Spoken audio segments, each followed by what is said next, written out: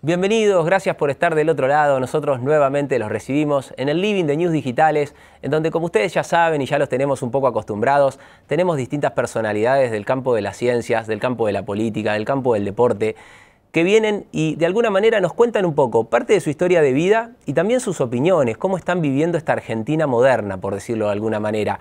Hoy tenemos a un consultor que ha tenido paso por la política, que es una persona que de alguna manera, vamos a decir así, ¿no?, le encanta seguir el curso de las cosas en términos no solamente del campo del estudio y de profesionalmente de alguna manera llevarlas adelante, tener su mirada y demás, sino que también lo hace bastante desde el campo de la polémica. Ahora le vamos a estar diciendo ya quién es, ¿no? Porque tiene una opinión muy marcada en muchos temas. Lógicamente para eso también se lo consulta. Mucha gente también lo tiene como un faro de referencia en términos ideológicos o en términos también del análisis. Así que bueno, sin mucho preámbulo, vamos a darle la bienvenida. Franco Rinaldi, gracias por estar con nosotros y tomarte el tiempo de venir a News Digitales. Gracias a ustedes por invitarme. Bueno, Franco, contame un poco, digo, también en esta vida que todos tenemos un poco multifacética por momentos, siento, ¿no? El país casi que lo obliga también en Argentina hoy en día. Digo, vos empezaste trabajando, estudiando y formándote en la aviación, digamos. ¿Cómo fue que eso despertó la chispa en vos? La aviación me interesa desde que soy muy chico, muy chico. Me acuerdo, mi papá es italiano y vos sabés que mi papá vino a la Argentina en el año 51. Y después de 50 años volvió a Italia, 49 años, volvió para el Mundial 90. Y yo tenía 10 años. Y bueno, se va mi papá, bueno, nos pregunta a los hermanos, somos 3 hermanos. Sí. ¿Qué regalo? Y yo le dije, por favor, tráeme un avión de Italia. Mirá, ¿vos qué edad tenías en ese momento? 10 años. 10 años, para el Mundial del 90. Entonces, imagínate que está como desde chico, ¿viste? Como, no sé, como te gusta el fútbol o te gusta el básquet, claro, o te gusta el rugby. A mí me gusta de chico, me gustan los aviones. Tanto es así que antes de meterme a estudiar ciencia política en la UBA, casi me meto para ser ingeniero aeronáutico. Pero las opciones que tenía no me gustaban, para ir a vivir y a estudiar en La Plata, y la otra opción que tenía era Córdoba. Te estoy hablando en los últimos años de los años 90. Y la verdad es que yo quería estar en Buenos Aires y no quería, y la UBA no lo tenía como opción, y después también me dijeron algunas opiniones, como que la ingeniería aeronáutica argentina estaba bien, pero no era lo que yo estaba, para lo que yo rumbeaba, así que ahí me dediqué a la segunda cosa que más hice en mi vida, que es la política. Claro, tal cual. También por otro gusto y otro interés que tenías adentro, Sí, ¿no? pero digamos, yo a los 14 años, yo fui a la misma escuela pública todo el secundario, y a los 14 años armé el centro de estudiantes, y a los 16 fui presidente de mi centro de estudiantes. Increíble. O del centro de estudiantes de mi escuela, con lo cual... Ya lo llevabas en la sangre. Sí, y cuando era chico, cuando no veía aviones, veía Tiempo Nuevo, ¿me entendés lo que te quiero decir? No. Con Bernardo, sí, veía Bernardo Eso Neustadt. no puede ser a los 14 años. No, más chico todavía. Ay, extraño horrores a Bernardo. De hecho, me parece una cosa espectacular lo que hacía. Veía Tiempo Nuevo cuando estaba con Neustadt y Grondona, digamos, toda gente que para el mundo de hoy no existe, pero eran grandes escenas de la política argentina. Así que ahí fusioné un poco las dos cosas. Y después cuando hice ciencia política, un gran profesor que tuve que fui a dar una charla, el chino Zelazny, que él acaba de volver de doctorarse en Inglaterra, creo que hoy es profe de la Universidad de Itela, me dice: Franco, con la carrera puedes hacer lo que quieras, la carrera te da herramientas, claro, y después puedes hacer lo que quieras. Pues yo estaba, viste, con la duda, ¿qué hago con la ciencia política? Que esto, que lo otro. Y ahí empecé a afinar y empecé a dedicar a las políticas públicas. Dentro del área de las políticas públicas hice muchas cosas, pero dije, después afino un poquito más y fui a transporte, y después afino un poquito más y fui a transporte aéreo. Claro, bueno, que ya estaba en vos también dado, exactamente, ¿no? Entonces ahí mezclé. Como que conjugó. Sí, y después la carrera, varias veces, por ahí es ilustrativo, porque muchas veces la gente me pregunta, ¿cómo haces? Incluso me lo preguntan en en mi streaming, ¿cómo hacés cómo hiciste para formarte o empezar a trabajar como consultor? Te la haces sola la carrera, no hay una carrera para consultor aeronáutico. Dentro de las consultorías aerocomerciales hay gente de todas las ramas, hay economistas, hay politólogos, hay gente que viene del área de la sociología, etcétera, etcétera, etcétera. Te cuento una cosa, una anécdota. Sí, a ver.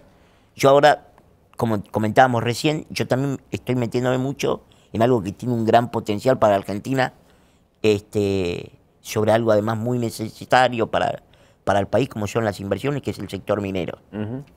Hace muy poco hubo una actividad de la AmCham, de la Cámara Estadounidense Argentina, y en un momento, después de unos paneles, hay un coffee break, y viene una de las capos máximos de Río Tinto en la Argentina, que Río Tinto es de las mineras más grandes del mundo, y viene, me toca el hombro, hola Franco, me dice, ¿cómo andás?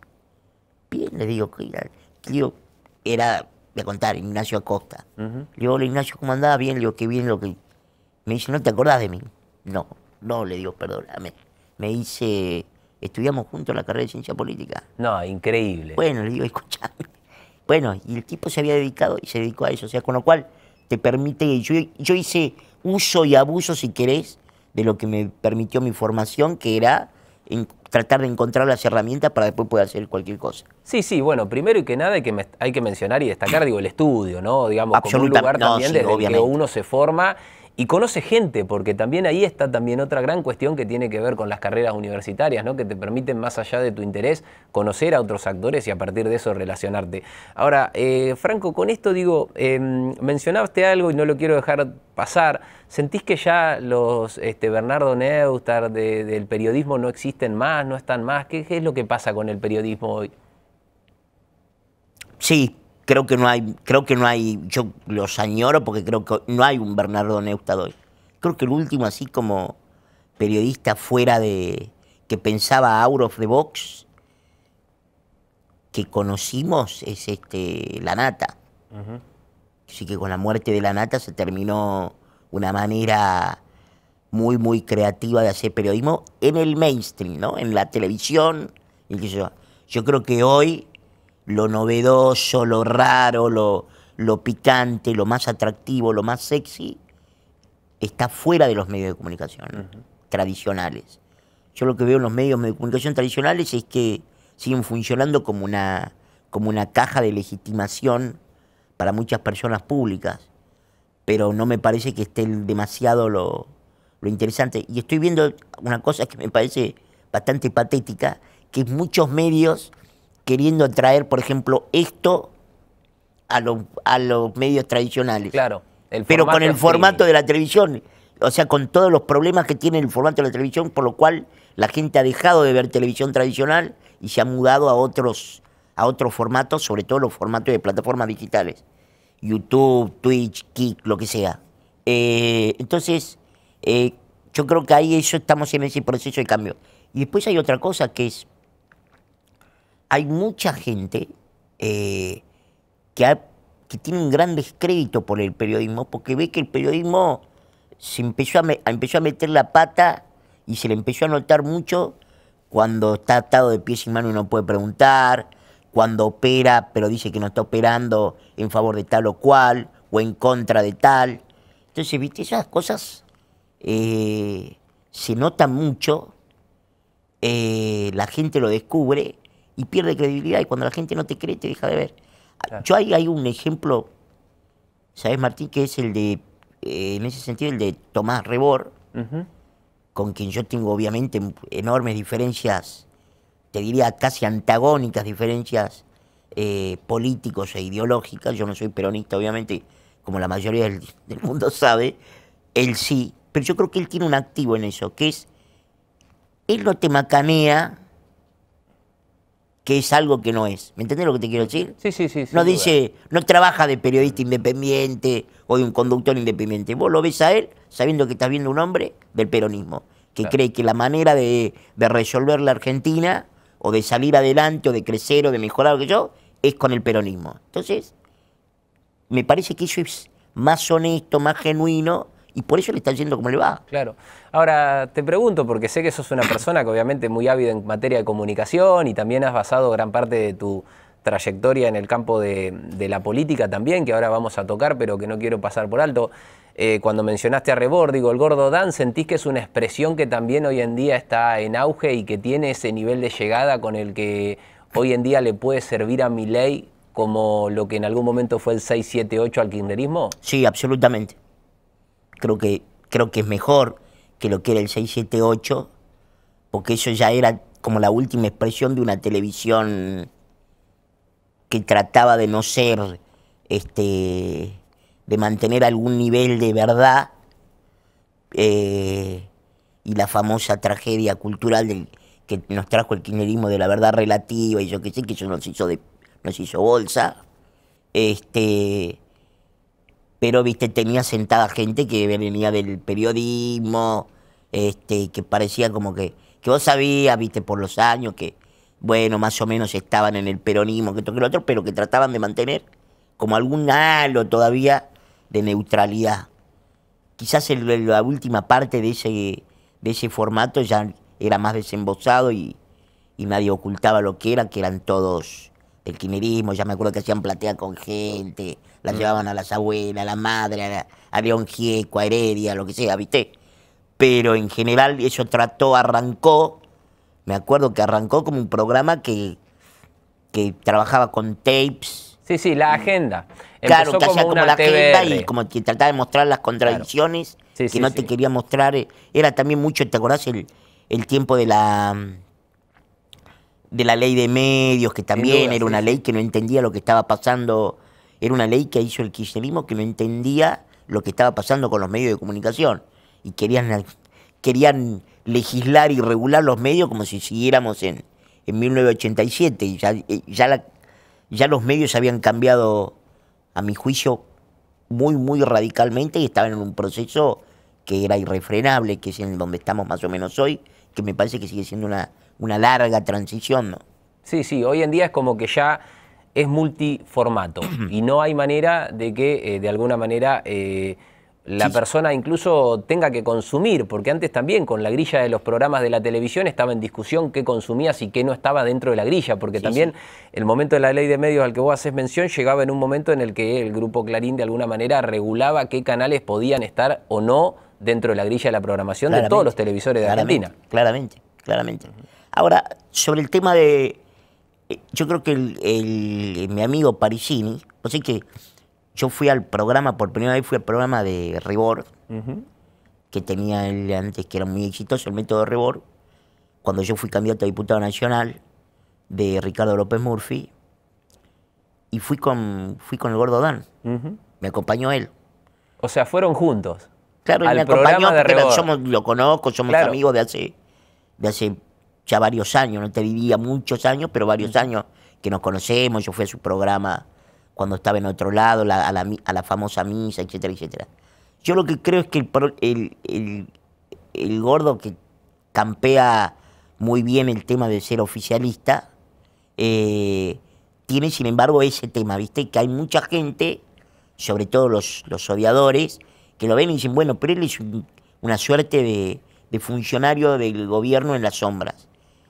Y él tiene, y yo creo que padece un poco y puede padecerlo más, las consecuencias de que cuando el oficialismo está en baja, eso lo arrastre un poco a él, ¿viste?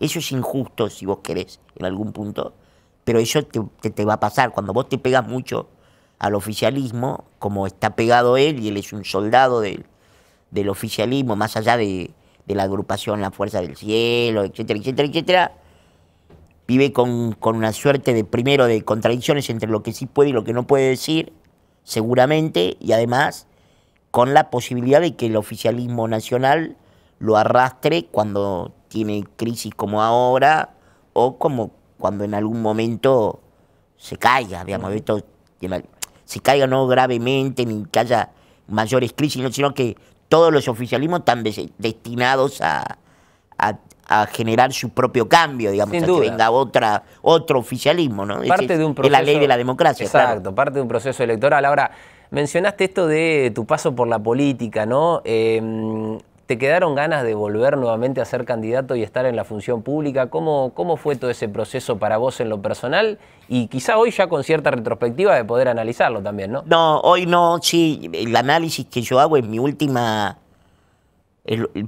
candidatura. Yo cometí un gran error. Primero que cometí el error de ceder ante una práctica extorsiva de un grupo político que de todas formas no quería que yo me disculpara, sino que lo que quería era que yo quedara fuera de la lista de la cual finalmente terminé quedando, que encabezaba Jorge Macri para jefe de gobierno.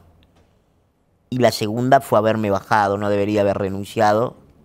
En ese momento lo hice pensando más en el colectivo y en la verdad en mi familia y un poco en mi salud.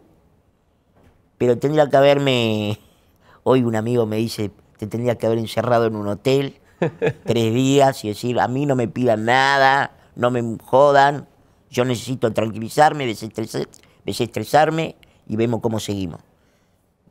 Me arrepiento de no haber hecho eso. Creo que hubiese sido un buen legislador porteño. Tengo muchas ideas para la ciudad, tenía muchas ganas de colaborar y de construir una agenda de desarrollo, de crecimiento liberal, con una idea clara de un gobierno lo más limitado posible, etcétera, etcétera. Si eso alguna vez lo volveré a... Yo qué sé, puede ser. Hoy no tengo ningún interés ni en ser funcionario, ni en participar en ningún proceso electoral. Pero podría ser en el futuro, podría ser, no lo descarto de ninguna manera. Tiene que venir una buena oferta. Yo no tengo partido.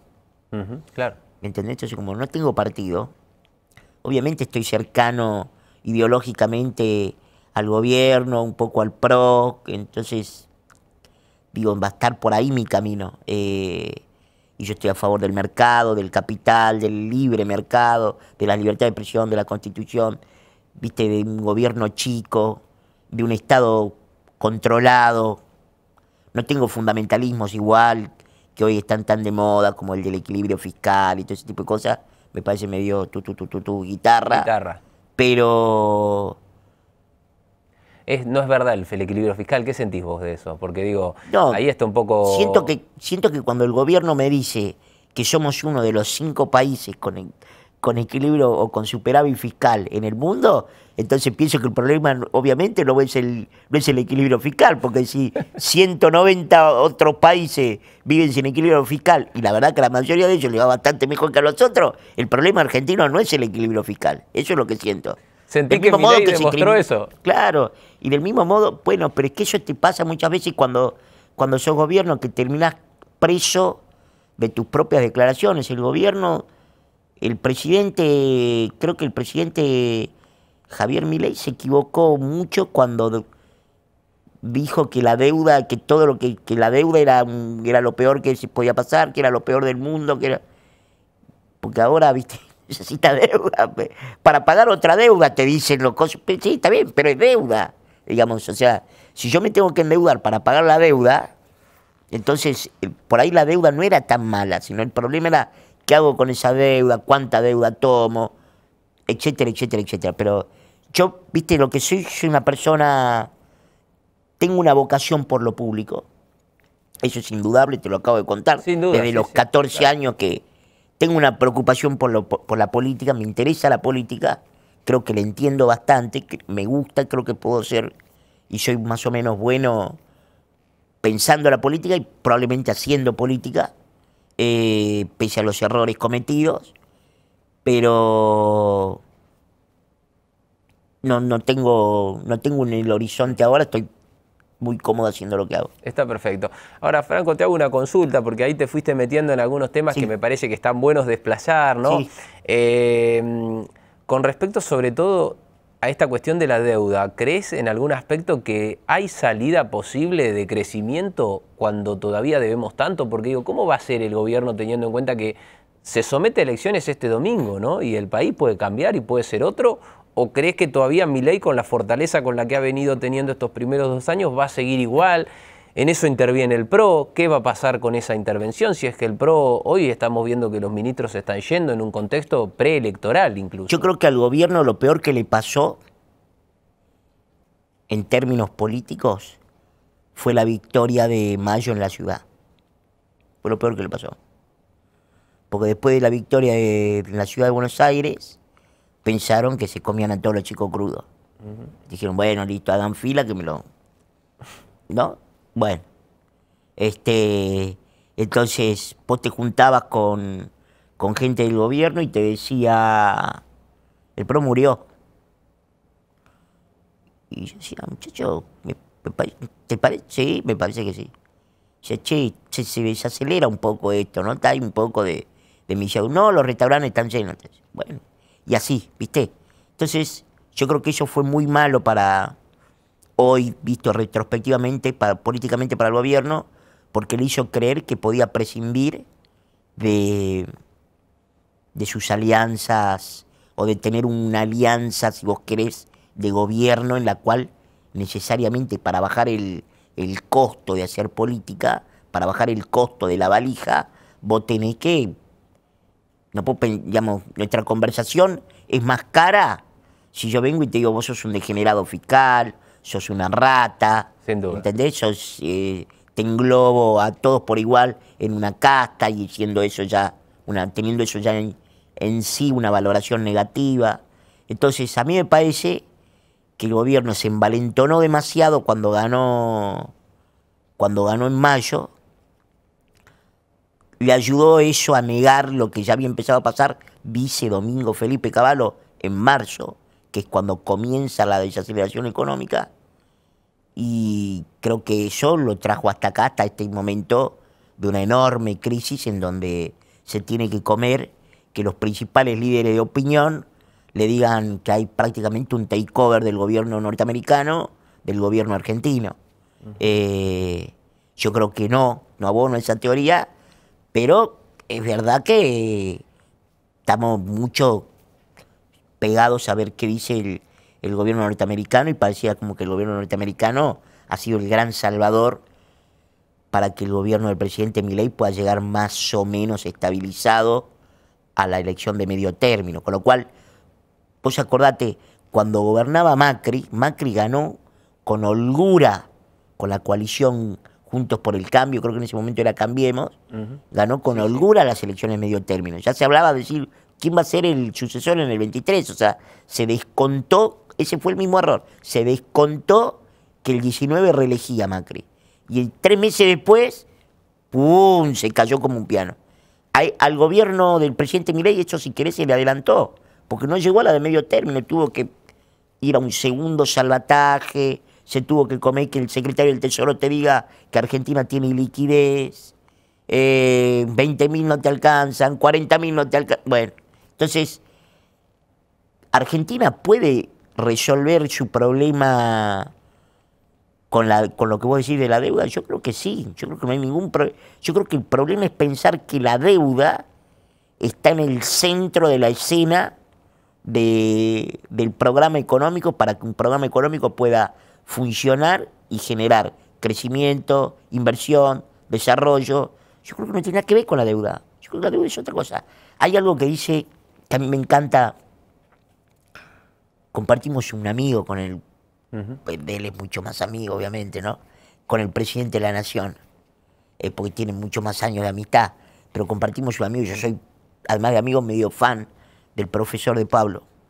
Y el profe de Pablo dice algo hace muchos años que tiene mucha razón, que dice, el mismo programa económico te puede salir bien o te puede salir mal. Depende si te creen o no te creen. Claro.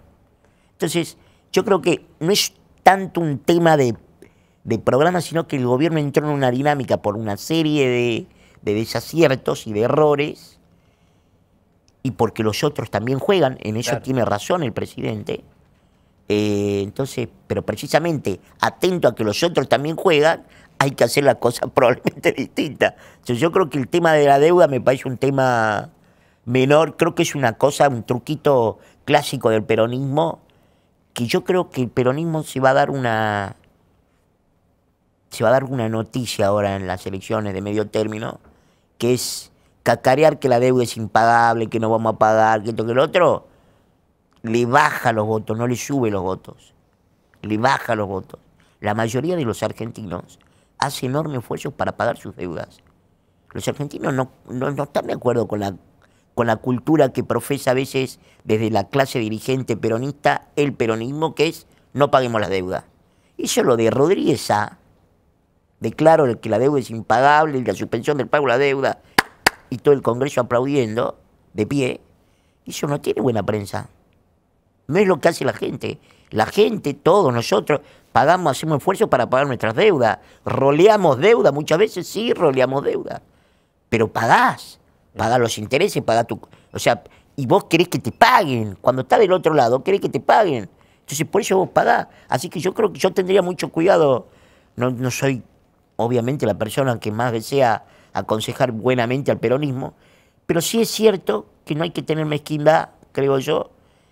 Y yo creo que el país va a ser mejor cuando tengamos más política de sentido común, ¿viste? El sentido común te dice, ¿está bien o está mal no pagar tus deudas? Está mal. Entonces, no debería ser un debate de izquierda, derecha, peronismo, antiperonismo. Las deudas se pagan. No puedo pagar la deuda, pago los intereses de la deuda. Bueno, pero se pagan. Si no, después sucede lo que le pasó al gobierno de la señora Kirchner, que un día no te prestan más. O lo que le pasó a un día no te prestan más. Ahora, Franco, como para ir cerrando y también aprovechando tu visita, y obviamente te agradecemos que hayas podido venir, quisiera que me analices un poco, ¿qué sentís que en un contexto como hoy puede estar pensando Milei hacia adelante? Tamaña tarea te estoy dando, pero sí, pensando en que se abraza al PRO, abre la puerta a los gobernadores que de alguna manera estuvieron haciendo fila para que los atiendan o para que les den mayor bolilla, y salvando algunas veces, mayormente no pasó, por ende se armó como una nueva coalición opositora al gobierno. ¿Cuál debería ser un poco la dinámica y la estrategia de Milei, teniendo en cuenta que, bueno, se quemaron casi estos 2 años de gestión? Sí. Yo creo que el presidente tiene, pasado el domingo, más que abrir el gabinete, etcétera, que son cosas que probablemente tenga que hacer. Yo en esto estoy de acuerdo con mi amigo el Gordo Dam. Yo creo que el gabinete del presidente tiene que ser un gabinete que esté identificado fundamentalmente con el liderazgo del presidente Milei. La prueba de los gabinetes abiertos en donde cada uno hace lo que quiere y responde a los intereses de su espacio político o a sus propios intereses ideológicos o que tiene su propia agenda, no va. Lo dijo incluso en las últimas horas Adorni en una entrevista. Dijo, acá todo empujamos la agenda del presidente. Yo creo que esa unidad es fundamental para el éxito político, no solo del presidente Milei, de cualquier presidente. Punto número 1. Punto número 2. Yo creo que el gobierno del presidente Milei tiene que tener una segunda fase, si vos querés, de una agenda liberal en la cual haya menos regulaciones todavía y que haya baja de impuestos. Algo están anunciando en las últimas horas. Creo que eso va a disparar fuertemente la actividad económica. Yo creo que si vos bajás la presión impositiva, eliminás impuestos, es el golazo político que sería, por ejemplo, que el lunes 27 el presidente anuncia que envía un proyecto de ley, no sé si lo puede hacer por decreto, creo que sí, pero ponele que lo va a someter a debate parlamentario, que va a eliminar, no sé, el impuesto al cheque, que es un impuesto que nos revienta todo lo que cobramos un cheque y que estamos obligados a cobrar un cheque, lo que sea. Listo, el impuesto al cheque lo puso Cavallo a fines de los 90 y venía por 6 meses, por un año tope, pasaron 25. Hay que terminar. Bueno, si vos haces eso, yo creo que impositivamente le sacás el pie al sector privado, el sector privado está listo para poner más. Y políticamente, yo creo que el gobierno, y creo que el presidente, yo le sugeriría humildemente 2 cosas. Una, que no deje de hacer política. Yo creo que Milei es mucho mejor político que economista. Mucho mejor político que economista. Yo creo que la gente lo quiere enormemente. Lo vimos en las últimas recorridas en el interior. Yo creo que el presidente no debe dejar de hacer política nunca. Y hacer política es, entre otras cosas, recorrer punta a punta el país. Claro. Yo haría menos viajes afuera, más viajes adentro. Claro, eso se lo cuestionó mucho también, de que salía más de lo que recorría el propio país. Mira, yo soy salteño y tengo mucha gente en el interior del país, en todas partes. En el interior del país a la gente le encanta que venga el presidente. Se siente especial cuando te visita tu presidente. ¿Me entendés lo que te digo? Sí, sin duda. Entonces yo creo que el presidente, terminada la campaña electoral, que se tome unos días, respiro, qué sé yo, porque y tiene que volver a salir a hacer política. Por aparte, para Javier Milei, el 27 de octubre comienza su carrera por la reelección. Claro. Que aún si no reelige, él tiene que promover eso, porque si no se convierte en un pato rengo. Entonces, yo creo que el presidente tiene que hacer política, porque además eso va a obligar también a traer y le va a bajar el costo de hacer política con los dirigentes. Pues es lo que es para un gobernador, y te voy a dar un ejemplo muy claro. ¿Sé lo que es para un gobernador que venga el presidente y arrase con la gente? Que haya un montón de gente que lo quiere ir a ver, que lo vaya a abrazar, que le vaya... Y el gobernador dice, che, me tengo que sentar con este tipo. Sí, sí, el trato que viene es distinto. ¿Entendés lo que te quiero decir? O sea, el otro día, porque el presidente cierra este jueves en Rosario. Sí. Y el mismo día cierra Puyaro, ¿no? Este jueves cierra también Puyaro. De Provincias Unidas. De Provincias Unidas, también en Rosario. En una entrevista le preguntaron, creo que se lo preguntó Feynman, le dice, ¿lo va a recibir al presidente? Y Puyaro, muy incómodo, dijo, no, bueno, porque en realidad él viene, un evento político, cierre de campaña, así que no corresponde. ¿Me entendés lo que te quiero decir? O sea, el presidente para mí tiene que ir a todos lados, tiene que ir por todo el país, tiene que ir a fábricas, a empresas, a una minera, ponerse el casquito, ir a un centro de jubilados, ir a un centro de discapacitados. Digo, tiene que hacer todo eso. Y además eso le va a hacer algo muy importante. Hay un librito muy lindo de Carl Schmitt que se llama Diálogos sobre el poder y el acceso al poderoso, que es muy interesante, es un librito así chiquito, publicado por Fondo de Cultura Económica, que dice, hay una cosa que dice Carl Schmitt que es muy buena, que es lo natural para el político, una vez que tiene poder, es alejarse de la gente. Es una dinámica natural. Claro. La dinámica natural del poder es que el poderoso va perdiendo contacto con la gente, ¿viste? Entonces, yo diría, presidente, menos de Olivos a la Casa Rosada y de la Casa Rosada a Olivos, más salir, ¿viste? Más salir, que vayan... Hay una cosa que hizo hace muy poco el presidente Trump. El presidente Trump agarra en Washington y pone la Guardia Nacional. Bajó el delito, lo planchó. En Washington, aunque no lo creas, había robos, carjacking, yo qué sé, sí, que estaban complicados incluso hasta los restaurantes. Los restaurantes aplaudiéndolo. El alcalde demócrata tuvo que salir a decir, la verdad que lo que hizo el presidente, monumental, nos bajó 87% el delito en una semana. Bueno, ¿sabes qué hizo el presidente? Fue con todo el gabinete a comer un restaurante típico de Washington. Claro. Sí, sí, se mostró como uno más en la gente. ¿Entendés lo que te quiero decir? Yo lo sacaría acá, se lo digo incluso a Santiago Caputo, yo lo sacaría al presidente, llevarlo a un restaurante, que coma con la gente. ¿Entendés lo que te quiero decir? Sin duda. Esas cosas, que vaya al interior y haga eso también. ¿Entendés lo que te quiero decir? Sí, sí, sí. Que no sea todo agenda, protocolo, ceremonial. Exactamente, yo creo que eso le va a bajar, eso me parece, o sea, dejar a Milei ser Milei me parece mucho más importante que tratar de coacharlo y que ahora de pronto no pueda putearse con los... Yo creo que el presidente, alternativamente, eso puede jugar un poquito con la ironía sobre los otros, sobre lo que lo acompaña o no lo acompaña, pero sí, obviamente, me parece que tiene que haber tiene que compartimentar y tiene que entender que no todos, eso lo están diciendo mucho ahora en el tramo final de la campaña, pero es evidente que no todos los políticos están en contra de su gobierno y es evidente que no todos los políticos no pueden ser gente que lo ayuden. Sí. Bueno, Franco, te agradecemos la visita a News Digitales. Obvio, tenés las puertas abiertas para volver cuando quieras. Para nosotros un placer tenerte. Gracias a ustedes, gracias por invitarme.